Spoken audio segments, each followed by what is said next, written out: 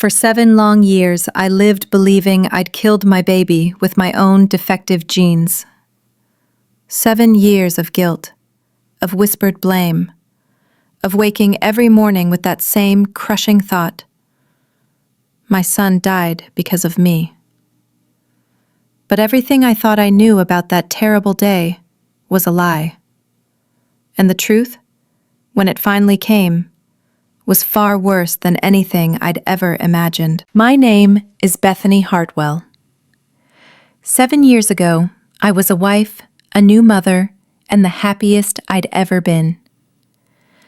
Now I'm sitting in a tiny apartment above a bakery on Chicago's South Side, holding a court document that says murder in the first degree, a phrase that has replaced what I once believed was genetic tragedy. The call that changed everything came on a Tuesday.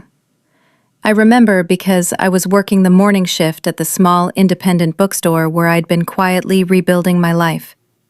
The smell of fresh bread from downstairs drifted through the open window, and I was sorting romance novels, their promises of happy endings feeling like mockery. That was the rhythm of my days now. Quiet, predictable, safe. I'd built walls around myself after Noah died. After the doctors said it was a rare genetic disorder, something hidden deep in my DNA. After my husband Devin looked at me like I was something contagious. "Your defective genes killed our baby," he had said. And I believed him. But I'm getting ahead of myself. Before you can understand how my world fell apart, you have to know how it began. I met Devin when I was 31. At a medical conference in downtown Chicago. I wasn't a doctor or a scientist. I was a librarian organizing materials for the event. Devin, on the other hand, was the star of the show, representing a major pharmaceutical company, all sharp suits, easy charm, and that smile that made you feel like you were the only person in the room. He flirted shamelessly as I restacked journals during lunch break. "You actually seem to enjoy this," he'd said. And when I told him books don't argue back, he'd laughed. A warm, genuine sound I'd later learn how to mistrust. He pursued me relentlessly after that. Flowers at work, surprise lunches, volunteer visits to the library where he'd read picture books to children in voices so animated even the teachers swooned. It was easy to fall for him. Easy to believe I'd finally found someone steady and kind. Then came his mother, Vera. The first time I met her, she studied me like a scientist examining a specimen. "Bethany," she'd said, drawing out each syllable. Such a common name. "And you're a librarian? How quaint." Devin told me not to mind her, that she'd come around once we gave her grandchildren. But I knew from the first day that Vera Hartwell didn't think I was good enough for her son. We married 2 years later in a lavish ceremony that was everything Vera wanted. String quartet, ice sculptures, the works. My family looked small and out of place among Devin's polished relatives. My sister Camille pulled me aside and whispered, "Beth, are you sure about this? They act like we're the help." But I was sure. I was in love. When I found out I was pregnant 6 months later, Devin's excitement seemed to prove I'd been right. He became the perfect expectant father, reading baby books, downloading tracking apps, comparing our unborn child's size to fruit at breakfast. Week 16, "Our son is the size of an avocado," he'd announce proudly.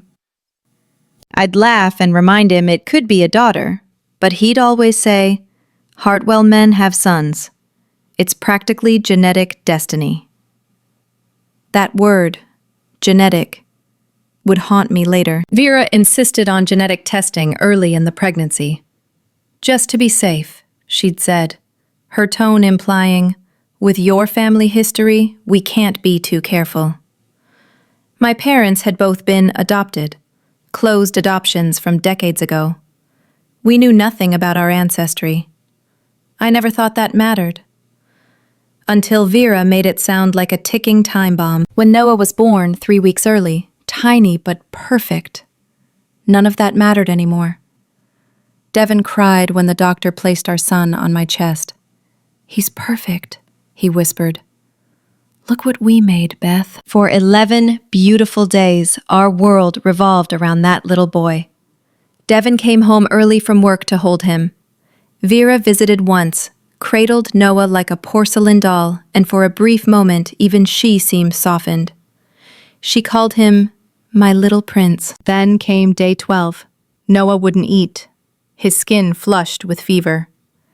By noon, we were in the emergency room, and by nightfall, our baby was in the NICU, hooked up to machines that beeped warnings I couldn't understand. The doctors spoke in soft, careful voices about enzyme deficiencies, metabolic disorders, words that blurred together until one phrase cut through.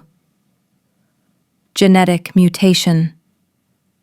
Devin's hand slipped from mine. His eyes hardened. When the genetic counselor explained it was likely inherited from my side, his love curdled into disgust.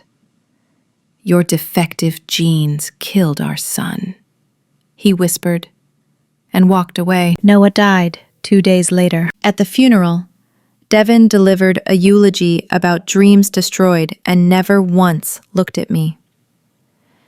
The next day, divorce papers arrived citing irreconcilable differences. His mother didn't even bother to hide her relief. For 7 years, I lived with that guilt, believing my bloodline had poisoned the only thing I ever loved. I left our home, sold my ring, and moved into that small apartment above the bakery. And then, on an ordinary Tuesday at 2:17 p.m., while processing book returns, my phone rang. The voice on the other end was calm but urgent. "Miss Hartwell? This is Dr. Shannon Reeves, Chief of Pediatrics at Riverside General. I need to discuss your son Noah's case. It's extremely important." I froze. No one had said his name out loud in years. "But Noah passed away 7 years ago," I managed to whisper. "I'm aware," she said. "That's why I'm calling. We've discovered discrepancies in his medical records.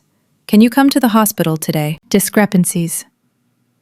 7 years of silence, and suddenly, that word cracked the shell around my heart. "I'll be there in 30 minutes, I said. I didn't know it yet, but that call would shatter everything I believed. About my son's death, about my marriage, and about the people I once called family. When I pulled into the parking lot of Riverside General Hospital, every muscle in my body screamed to turn around. The building loomed ahead, unchanged. The same dull brick walls and mirrored windows that had once reflected the worst days of my life. Even the elevator doors groaned the same way they had 7 years ago. I told myself it was just paperwork, some long overdue clerical correction. But deep down, I already knew that wasn't true. Dr. Shannon Reeves met me in the lobby herself. She was younger than I expected, maybe early 40s, with kind eyes that didn't quite hide the gravity of what she was about to tell me. "Thank you for coming, Miss Hartwell," she said, her voice professional but gentle. "Would you come with me, please?" She led me to a conference room instead of her office. 3 people were already seated at the long table. A man in a tailored suit who looked like legal counsel, and another who radiated quiet authority. "Miss Hartwell," Dr. Reeves said, gesturing to them. "This is James Morrison from the hospital's legal department, and Detective Jerome Watts with the Chicago Police Department." Police. The word hit me like cold water. I sat down, my palms damp. What is this about? Why are the police here? Dr. Reeves folded her hands on a thick file. 3 months ago, the hospital began digitizing old medical records. During that process, we discovered several misfiled infant cases from the NICU 7 years ago. including your son's. My chest tightened. Misfiled? She nodded. The genetic test results attributed to your son were not his. They belonged to another infant, who was being treated in the NICU at the same time. That child had a metabolic disorder, but your son did not. Her words spun around me, refusing to land. What are you saying? I'm saying Noah was genetically healthy, Dr. Reeves said softly. There was no metabolic deficiency, no inherited condition. Nothing in his DNA that could have caused his death. I shook my head slowly. That's impossible. They told me... I know what they told you, she interrupted gently, but it was wrong. We verified everything twice. Your son didn't die from a genetic disease. For a moment, the room went utterly still. 7 years of guilt, of shame, of believing my blood had killed my child, crumbled in an instant. Then what did? I whispered. Detective Watts leaned forward. That's where I come in, ma'am. When Dr. Reeves found these discrepancies, she ordered a full review of your son's case, including toxicology tests that were never part of the original file. He opened a folder and slid a page toward me. We found extremely high levels of potassium chloride in Noah's blood samples, enough to stop a heart almost instantly. This wasn't natural. Someone injected it into his IV line. The words didn't make sense at first. Injected. Potassium chloride. My brain refused to connect them. You're saying, my baby was murdered? Yes, Detective Watts said quietly. Your son was deliberately killed. My vision tunneled. The fluorescent lights above flickered, the world narrowing to a point. No, I said weakly. No one would do that. He was just a baby. Who would? Dr. Reeves exchanged a look with the detective. We recovered security footage from the NICU. The hospital recently upgraded our systems and managed to restore some archived recordings. Would you like to see it? My heart pounded so hard it hurt. Show me. Dr. Reeves opened a laptop and turned it toward me. The footage was black and white, grainy but clear enough. The timestamp read April 6th, 3:47 a.m., an hour before Noah died. The NICU was dimly lit. I could see nurses moving in the background, quiet and calm. And then a figure entered the frame.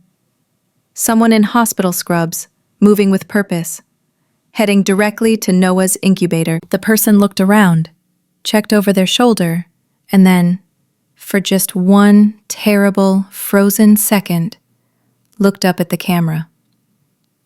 The surgical mask hid half their face, but the eyes, the posture, the precise, practiced movements, they were unmistakable. That's not possible, I breathed.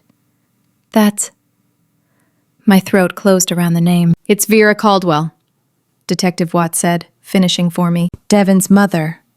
My former mother-in-law. The woman who'd looked me in the eye and told me it was my fault my baby had died.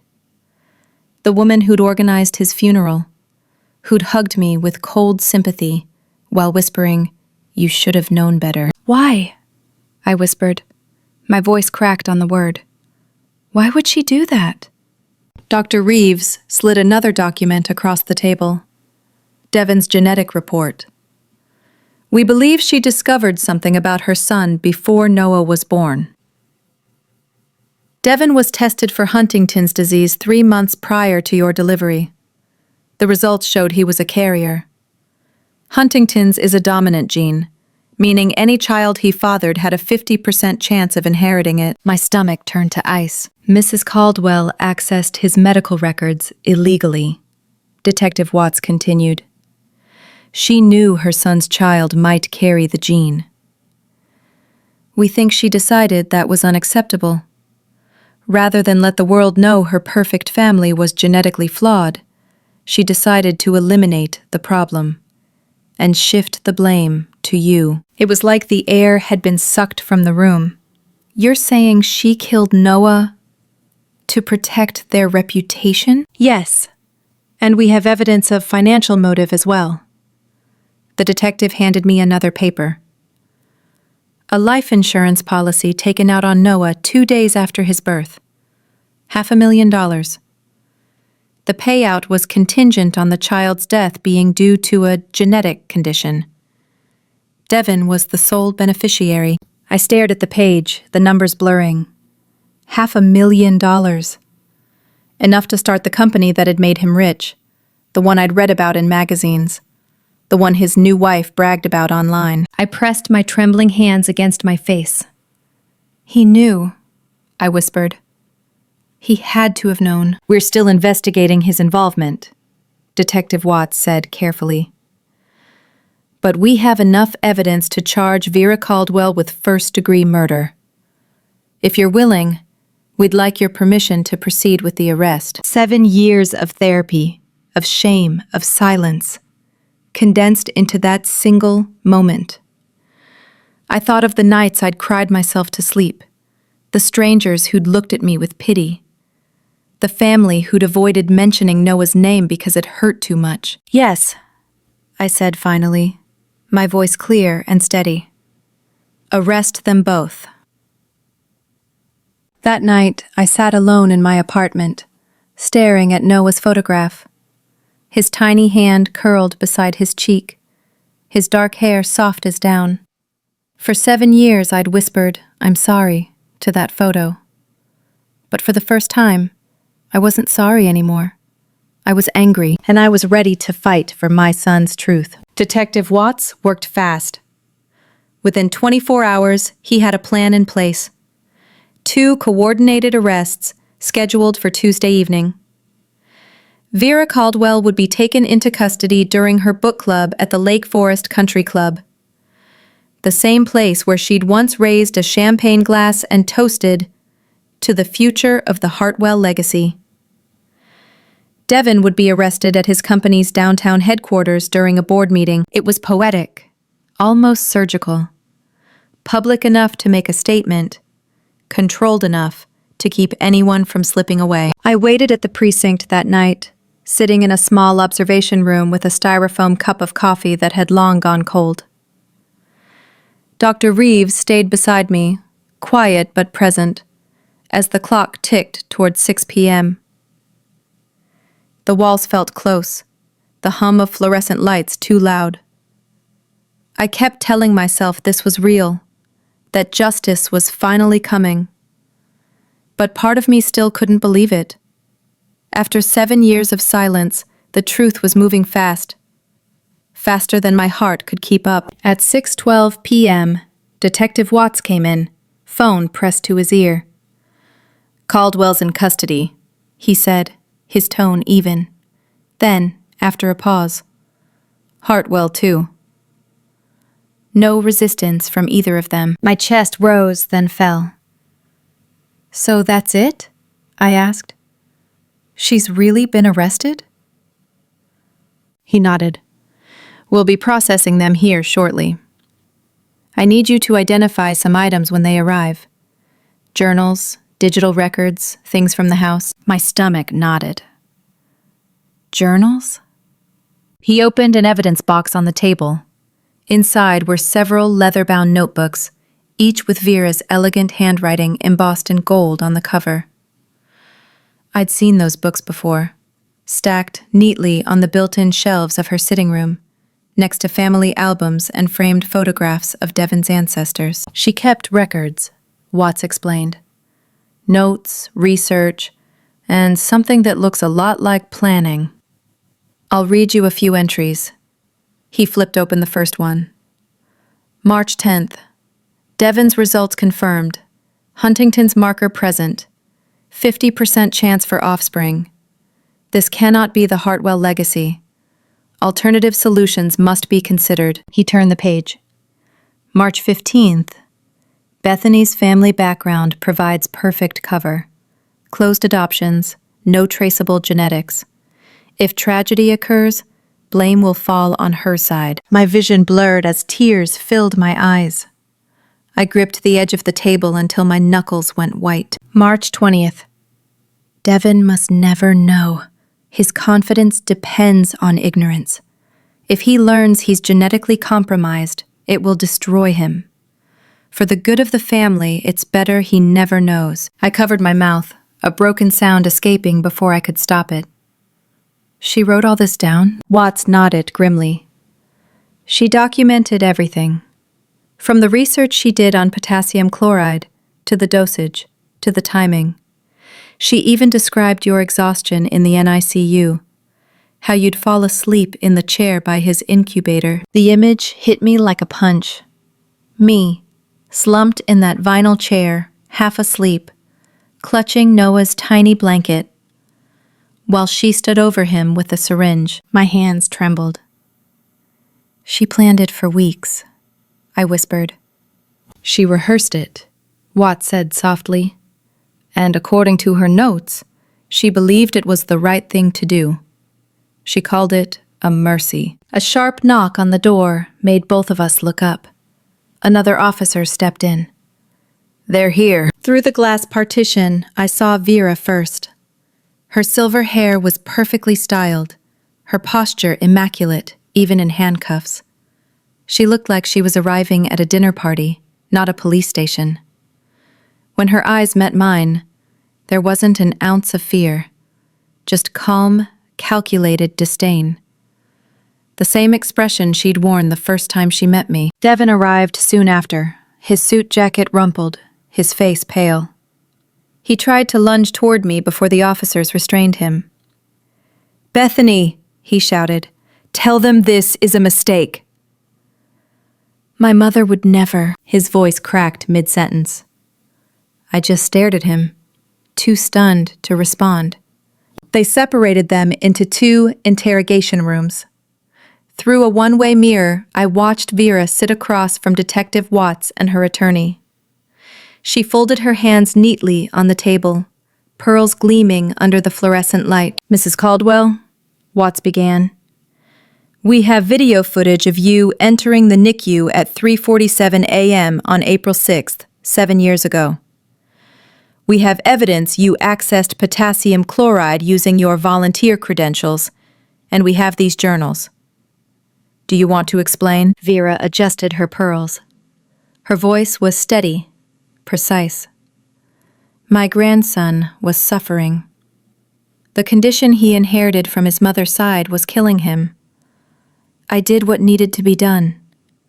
It was mercy. Watts placed Noah's actual genetic results on the table. Your grandson was perfectly healthy. There was no genetic condition. The only thing wrong with him was the poison you injected. For the first time, her expression faltered. Just a flicker, a crack in the armor. Then it was gone. "That's impossible," she said flatly. "You must be mistaken." "What's impossible," Watt said evenly, "is that you murdered a 3-week-old baby to protect your family's reputation." He laid down another paper, Devin's Huntington's results. "You killed your grandson because you couldn't bear that your son carried an imperfection. And then you blamed his wife to hide your secret." Vera's attorney leaned toward her, whispering, but she waved him off. When she spoke again, her voice was cold, almost bored. "You don't understand legacy, Detective. My husband built a name that mattered. My son carries that name. The Hartwell bloodline represents excellence. To taint it with disease, with weakness, I couldn't allow that. Devin deserved better." I felt sick. She said it like it was logic, not murder.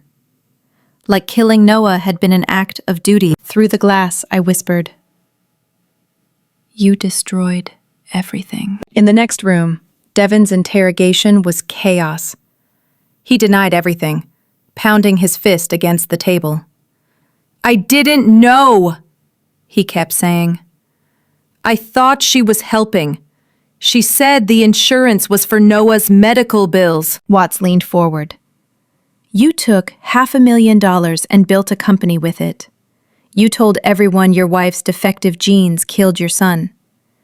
You may not have known before, but you sure benefited after. Devin's shoulders collapsed, his voice breaking. She said he was suffering. She said it was better this way. I wanted to hate him, and I did. But in that moment, what I felt most was exhaustion. Years of grief and guilt had turned into something hollow. I didn't have room for pity. When the confessions were signed and the arrest finalized, I stepped into the hallway. Dr. Reeves touched my arm gently. You did the right thing, she said. I looked at her, tears blurring my vision. No, the right thing would have been knowing the truth 7 years ago, but the truth had a strange way of catching up, even after years of silence. And now, for the first time, Noah's voice, the one I thought I'd lost forever, finally had justice to speak for him. The trial began 6 months later, in a packed Chicago courtroom buzzing with reporters and cameras. The Hartwell name still carried weight, and the idea that a wealthy, respected family could hide a murder behind genetics fascinated everyone.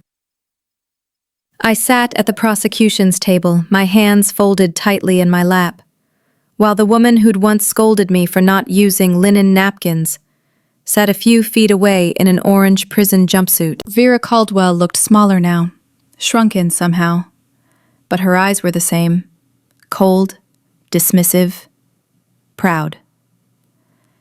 Even here, she held herself like she was attending a gala, as though this was a misunderstanding society would soon forgive.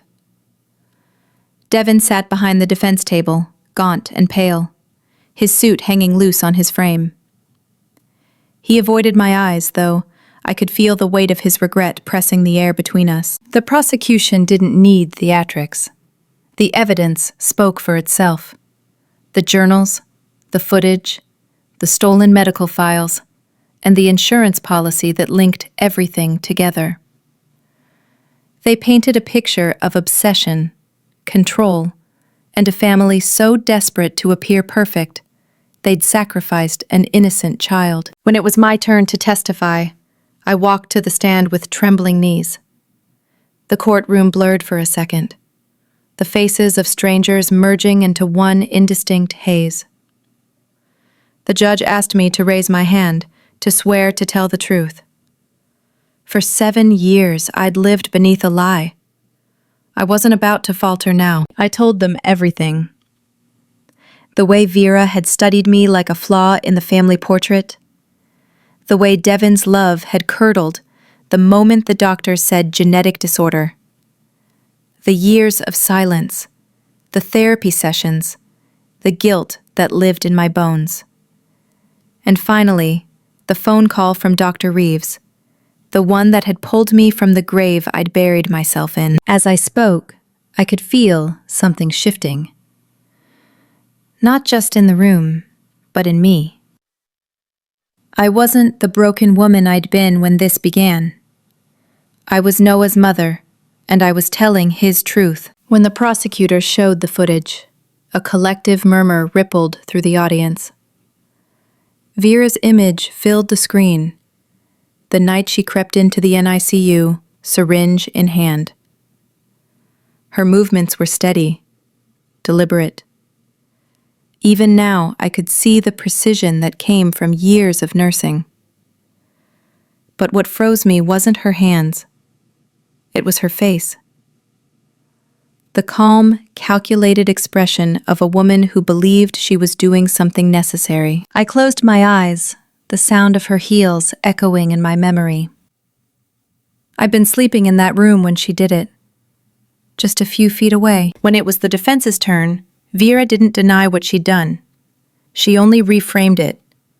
She spoke about mercy and sacrifice, about protecting the family legacy.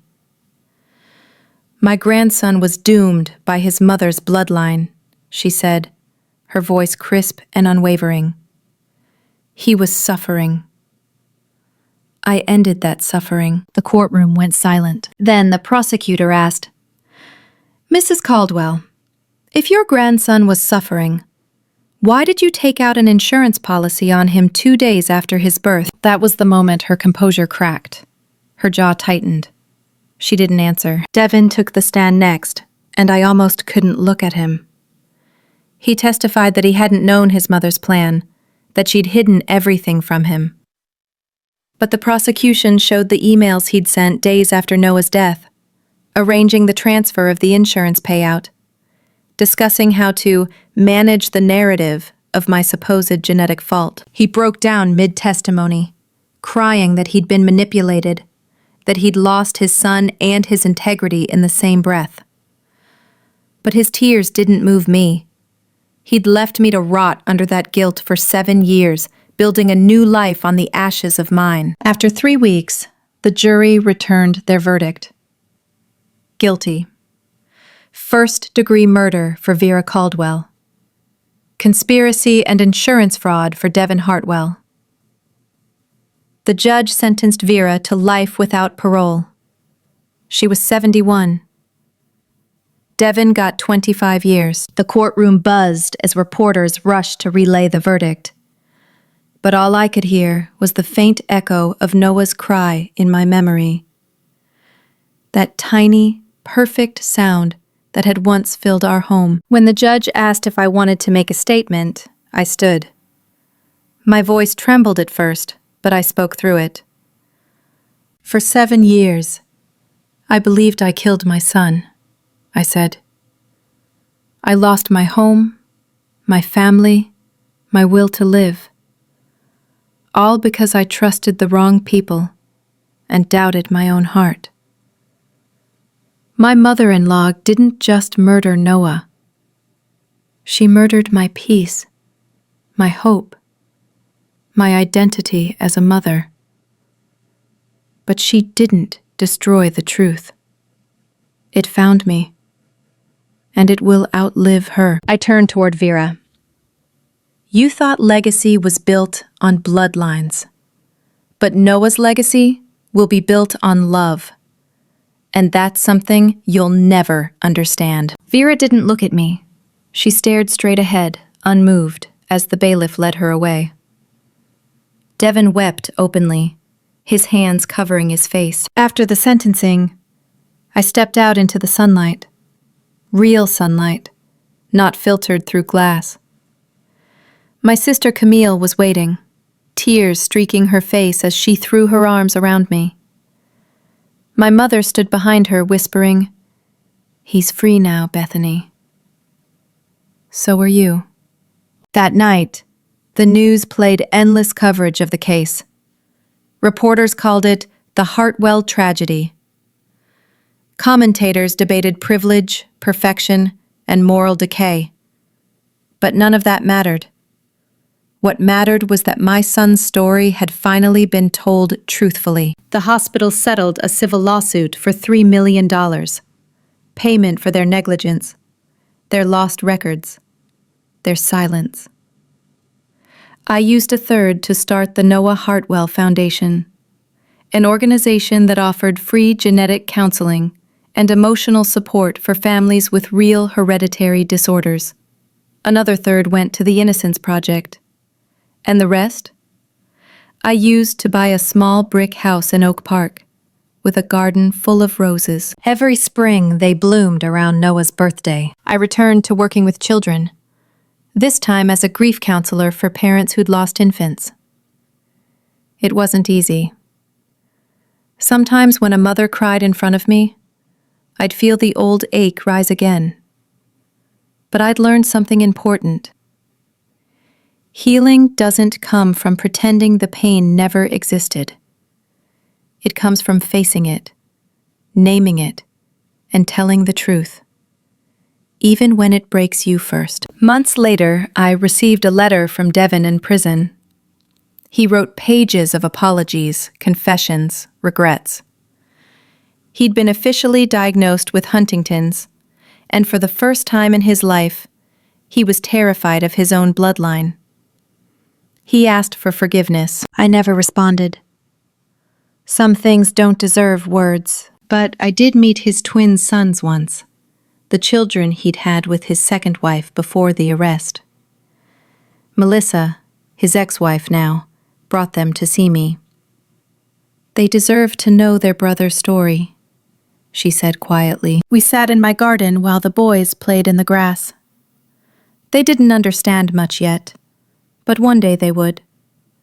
I'd tell them about Noah, about the brother they never met, the baby who taught me that love is stronger than blood, and truth stronger than legacy. When I visit Noah's grave, I bring him white roses. I tell him about the parents I've helped, the children who carry their parents' hope. And every time, I whisper the same words. You were never broken, baby. And neither was I. Because some stories don't end happily, but they can still end justly. And sometimes, justice is enough. Thank you for watching this story. If it touched your heart or opened your eyes, please like, share, and subscribe to our channel. Tell us your thoughts in the comments. Your words mean more than you know.